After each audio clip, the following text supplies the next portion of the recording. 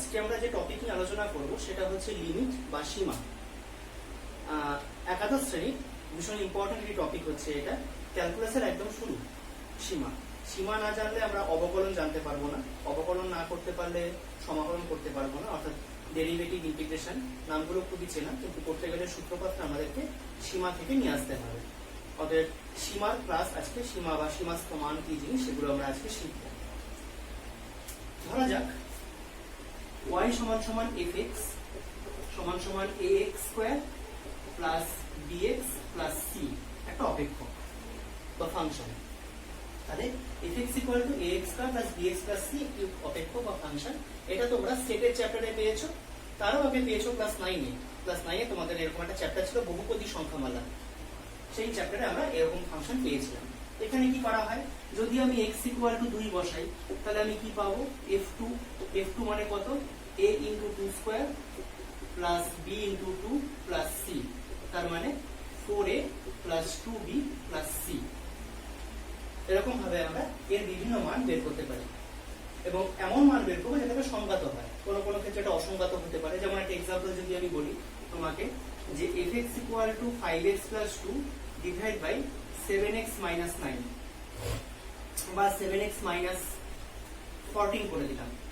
তাহলে আমি যদি এক্ষেত্রে x ইকুয়াল টু 2 বসাই তাহলে আমি কি পাচ্ছি, f2 সমান সমান 5 গুণ 2 প্লাস 2 ডিভাইড বাই 7 গুণ 2 মাইনাস 14, তার মানে হচ্ছে 5 দুগুণে 10 আর 2 এ 12, নিচে আসছে 7 দুগুণে 14 মাইনাস 14 মানে 0। তার মানে এটা তখন কি হচ্ছে, এটা আনডিফাইন্ড হয়ে যাচ্ছে। সেক্ষেত্রে আমি এটার কোনো মান বের করতে পারছি না। তাহলে আমাকে দেখতে হবে যেন সবসময় এমন মান বের করা যায় যাতে কিনা সেই মানটার অস্তিত্ব আছে, অর্থাৎ অস্তিত্ব ছাড়া কোনো মান বের করা এক্ষেত্রে সম্ভব নয়। তাহলে অস্তিত্ব রয়েছে অর্থাৎ ইনফিনিটিভ হচ্ছে না বা কাল্পনিক সংখ্যায় আসছে না, মানে ইমাজিনারি হচ্ছে না, এমন কোনো মান যখন আমরা বের করতে পারছি সেই জায়গাতে, সেই পয়েন্টের ক্ষেত্রে আমি তার লিমিটিং ভ্যালু বা সীমাস্থ মান বের করতে পারি। সেটা কিভাবে দেখা যাক।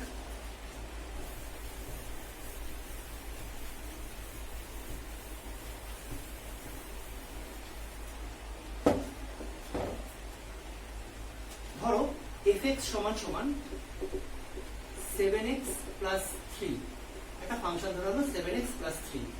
সুতরাং f2 সমান সমান হচ্ছে 7 দুগুণে 14 প্লাস 3, 7 গুণ 2 14 প্লাস 3 17। এই যে মানটা পাওয়া গেল, f2 এর মানটা পাওয়া গেল, সেই মানের সাথে সীমাস্থ মানে কিছুটা পার্থক্য থাকবে। সীমাস্থ মান আমরা কিভাবে বুঝবো, একটা লাইন টানলাম, এখানে আমি লিখলাম 2,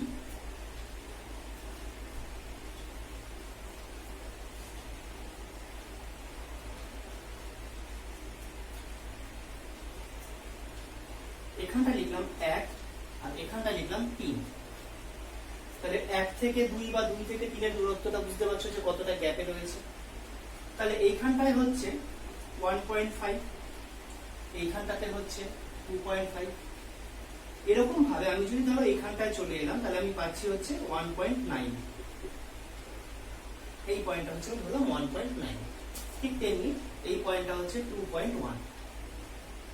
আরো আমি কাছাকাছি চলে আসতে পারি, এখানটা হচ্ছে 1.95, এইখানটা হচ্ছে 2.05।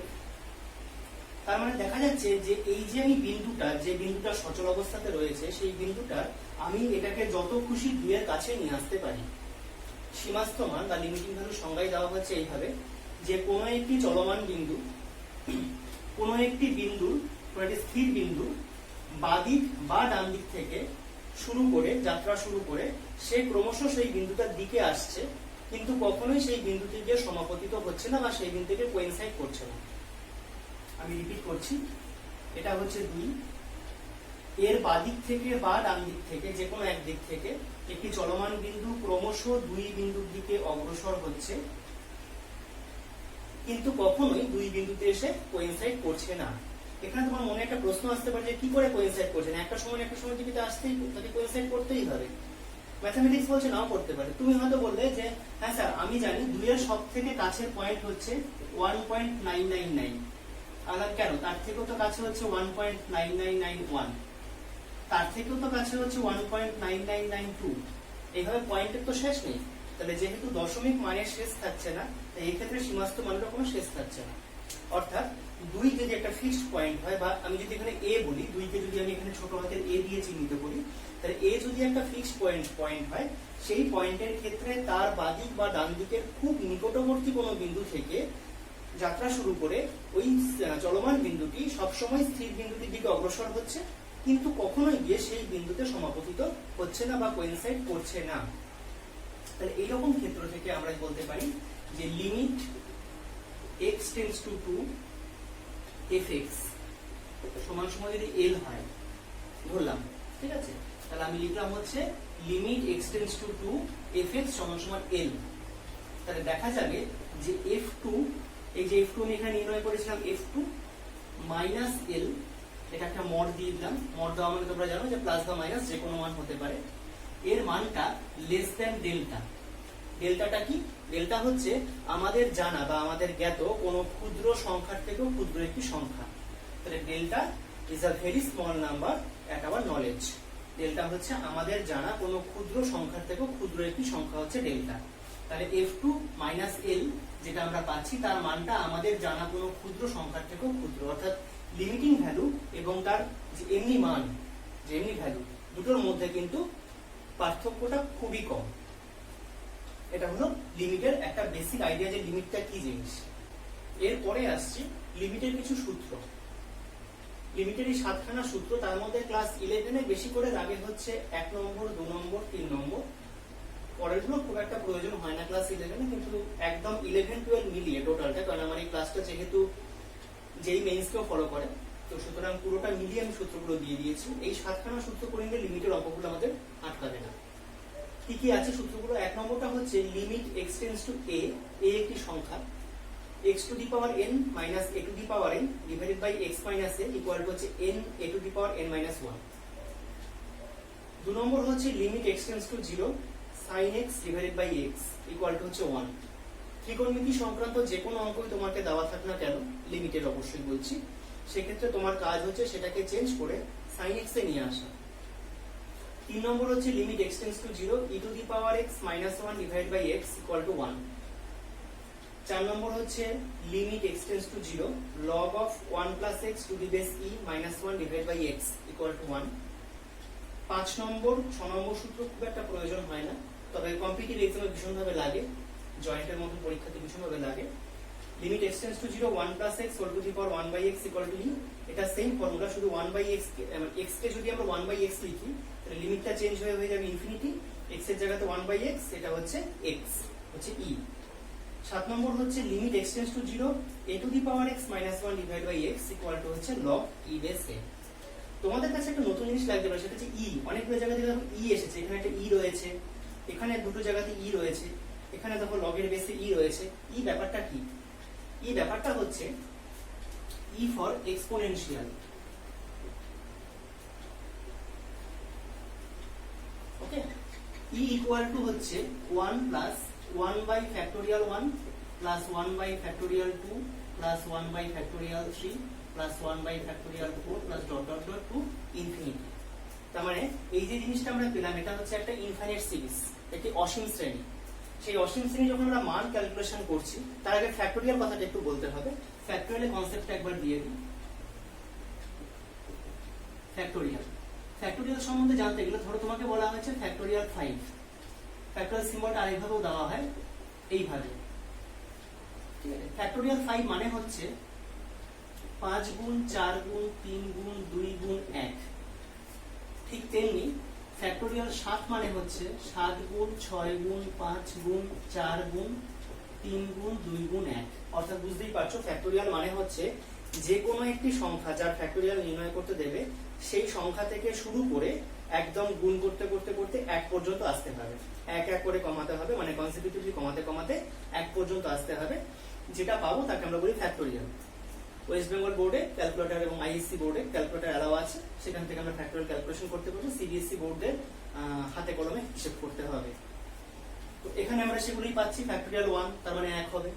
ফ্যাক্টোরিয়াল আমি যদি একটু ক্যালকুলেশনটা দেখাই, 1 প্লাস 1 বাই 1 প্লাস 1 বাই 2, কারণ ফ্যাক্টোরিয়াল 2 মানে হচ্ছে 2 into 1 ফ্যাক্টোরিয়াল 3 তাহলে কত হচ্ছে 3 ইনটু 2 ইনটু 1 মানে 6 1/6 এটা হবে 1/24 প্লাস ডট ডট ডট। এইভাবে করে e এর একটা ফিক্সড মান পাওয়া যায়, সেটা হচ্ছে e এর মান অ্যাপ্রক্সিমেটলি 2.7। তাহলে অর্থাৎ এই যে আমরা e লিখেছি, যেটা e কে তাহলে আমরা কি বলছি, e কে আমরা বলছি এক্সপোনেনশিয়াল। এটা লগের বেসে যখন e থাকে তখনই তার ক্যালকুলাসে বিভিন্ন হিসাবগুলো করা যায়, অন্য কোনো সংখ্যা থাকলে আমরা সেটা করতে পারবো না। তোমরা যখন ক্লাস 9 এ লগ করেছিলে সেখানে বেস ছিল হচ্ছে 10 10, এক্ষেত্রে লগের যাবতীয় বেস আমাদের e তে থাকবে। অর্থাৎ e যেখানে দেখবে সেটা বুঝে নেবে সেটা একটা স্পেশাল ক্যারেক্টার। কিন্তু যদি a থাকে, a মানে এমনি সংখ্যা, যেমন এখানে a রয়েছে সংখ্যা, এখানেও a মানে সংখ্যা। তোমাদের সামনে নিয়ে এলাম তিনটে এক্সাম্পল, তিন রকমের এক্সাম্পল নিয়ে এসেছি। প্রথম যে উদাহরণটা নিয়ে এসেছি সেটাতে আমাদের কোনো সূত্র প্রয়োগ করতে হবে না। আচ্ছা, লিমিটের অঙ্কের একটা মজা আছে, মজাটা হচ্ছে দেখো তিনটে অঙ্ক তুমি চোখের সামনে দেখতে পাচ্ছ, প্রত্যেকটারই লব হর রয়েছে। দেখো যেটা হর রয়েছে মানে যেটা ডিনোমিনেটর, সেখানে তুমি যদি এই মানটা বসাও 1, দেখো তো 1 বসালে কত আসছে, নিচটা শূন্য। শুধু আমি হরের কথা বলছি, কিন্তু লবের কথা বলছি না।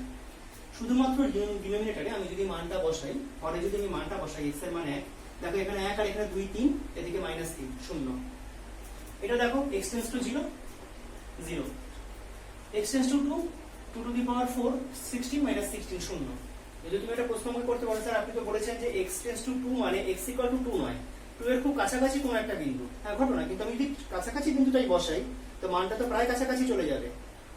অর্থাৎ প্রত্যেকটা লিমিটিং ভ্যালু বের করার অঙ্কে, অর্থাৎ লিমিটের যে অঙ্কগুলো রয়েছে সেগুলো করার সময়তে আমি কিন্তু প্রথমেই তাতে কোনো মান বসাতে পারছি না। এটা ম্যাক্সিমাম কেস, ম্যাক্সিমাম 98 থেকে 99% কেস হচ্ছে এটা, যে আমি প্রথমে তার মান বসাতে পারছি না। আমাকে উৎপাদক করে হোক মানে ফ্যাক্টর করে হোক, করণী নিরসন করে হোক, ঠিক আছে, মানে রেশনালাইজ করে হোক, কিংবা ফর্মুলা প্রয়োগ করে হোক। আমি তিন রকমের অঙ্ক নিয়েছি ওই জন্য। এটা উৎপাদকের সাহায্যে করব, এটা করণী নিরসন করে করব, এটা সূত্র দিয়ে করব। যেভাবেই হোক না কেন আমার কাজ হবে হচ্ছে কি, এইগুলোকে নিচে যেটা শূন্য হচ্ছিল তাকে কোনো না কোনো ভাবে বাদ দেওয়া অথবা সূত্রে তাকে ফেলে দেওয়া। প্রথম অঙ্কটাতে এবার আসি। প্রথম অঙ্কটাতে আমরা কি পাচ্ছি, limit x tends to 1 x square plus 6x minus x minus 6, নিচে হচ্ছে x square minus 2x minus 6 plus 2। বুঝতেই পারছো মিডল টার্ম ফ্যাক্টর করছি। Limit x tends to 1 x plus 6 into x minus 1, নিচে আসছে x minus 2 into x minus 1। ঠিক আছে, তাহলে x মাইনাস 1 কেটে গেল, এবং তুমি যে লাইনে কাটবে সে লাইনে তুমি পাশে লিখবে যেহেতু x টেন্ডস টু 1 সুতরাং x নট ইকুয়াল টু 1। কারণ কি, ওই যে বললাম x টেন্ডস টু 1 মানে হচ্ছে একের খুব কাছাকাছি কোনো একটা বিন্দু, বাঁ দিক থেকে বা ডান দিক থেকে একটা গতিশীল বিন্দু অগ্রসর হয়ে একের খুব কাছাকাছি আসছে, কিন্তু কখনোই সেটা একের সাথে সমপতিত হবে না। সেই জন্য কাটাকাটি করতে পারবো। সমান সমান একটু ফ্রেশ করে লিখে নি। Limit x tends to 1 x plus 6 divide by x minus 2 সমান সমান হচ্ছে 1 প্লাস 6 বাই 1 মাইনাস 2, তার মানে 7 by minus 1 equal to minus 7। এটা কিন্তু লিমিটিং ভ্যালু, সীমাস্থ মান। পরের অঙ্কে আসছি। এটার ক্ষেত্রে আমরা যেটা করব সেটা হচ্ছে করণী নিরসন করা, বা যেটাকে তোমরা বলো রেশনালাইজ করা। সেক্ষেত্রে একটা প্রশ্ন হয়তো করতে পারো যে ক্লাস 10 তে আমরা শিখেছি স্যার নিচে যদি রুট থাকে তাহলে আমরা করতে পারি, উপরে কি করে করব? উপরেও করা যায়, নিচে বা উপরে দু জায়গাতে আমরা এখানে করতে পারি। ইভেন এমন অঙ্ক আমরা পাবো যেখানে উপর নিচে দু জায়গাতে রুট রয়েছে, আমরা দুটোরই কনজুগেট দিয়ে মানে অনুবন্ধী দিয়ে লব এবং হরকে গুণ করব।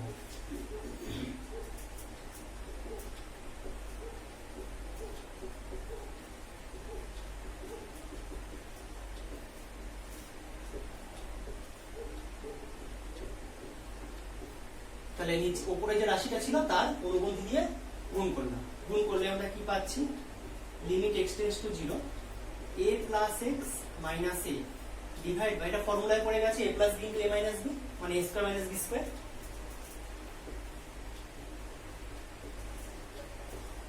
a ক্যান্সেল হলো।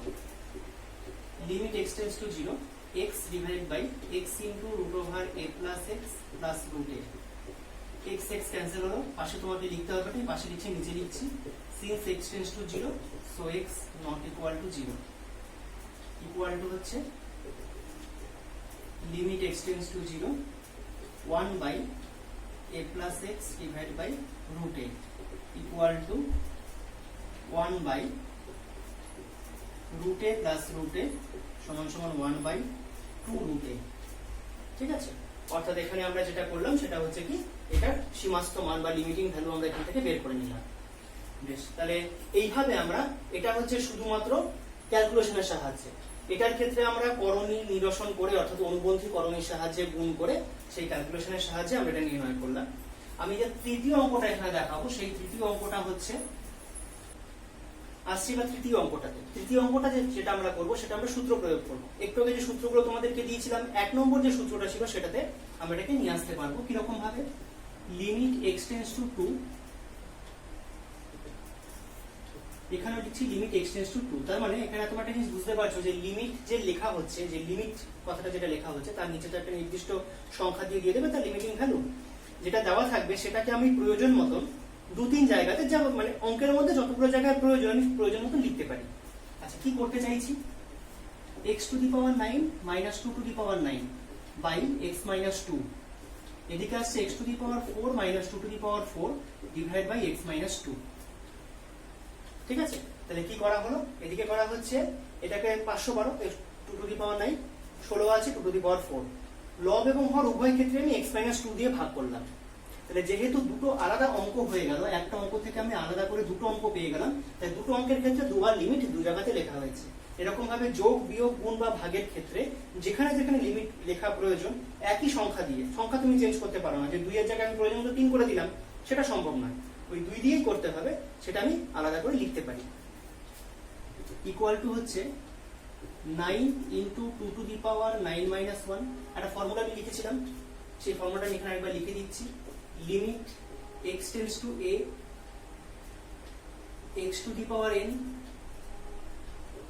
Minus a to the power n divide by x minus a equal to হচ্ছে n a to the power n minus 1। ঠিক সেটা আমি এখানে প্রয়োগ করেছি। নিচে হচ্ছে 4 into 2 to the power 4 minus 1, তার মানে হচ্ছে 9/4 into 2 to the power 8 by 2 to the power 3, 9/4 into 2 to the power 5 into 2 to the power 3 divide by 2 to the power 3। সূচকের ক্যালকুলেশন করলাম, 2 টু দি পাওয়ার 3 ক্যান্সেল হয়ে গেল, তাহলে 9/4 গুণ 32, 4 8 32, 8 9 72। আরেকটা জিনিস বলছি, সেটা হচ্ছে সূত্র যেখানে প্রয়োগ করে দেবে তারপর থেকে লিমিট লিখতে হবে না। এখানে যতক্ষণ পর্যন্ত x থাকছে, দেখো এই অঙ্কটার ক্ষেত্রে বা এই অঙ্কটার ক্ষেত্রে যতক্ষণ পর্যন্ত x রয়েছে ততক্ষণ পর্যন্ত কিন্তু লিমিটটা লিখতে হচ্ছে। যেই মুহূর্তে x আর থাকবে না সেই মুহূর্তে লিমিট লেখার কোনো প্রয়োজন নেই। তাহলে লিমিট বা সীমা ক্লাস 11 এর স্ট্যান্ডার্ডে যেটুকুনি আছে সেটুকুনি নিয়ে আজকে আলোচনা করা হলো। এডু প্রোগ্রেসিভ ক্লাসরুমে আবার কোনো একদিন কোনো একটা টপিক নিয়ে আমরা আলোচনা করব। আশা করি অঙ্ক বুঝতে তোমাদের কোনো অসুবিধা নেই। যদি কোনো রকম বুঝতে প্রবলেম হয় তোমরা আমাকে ইনবক্স করবে, আমি তোমাদের প্রয়োজন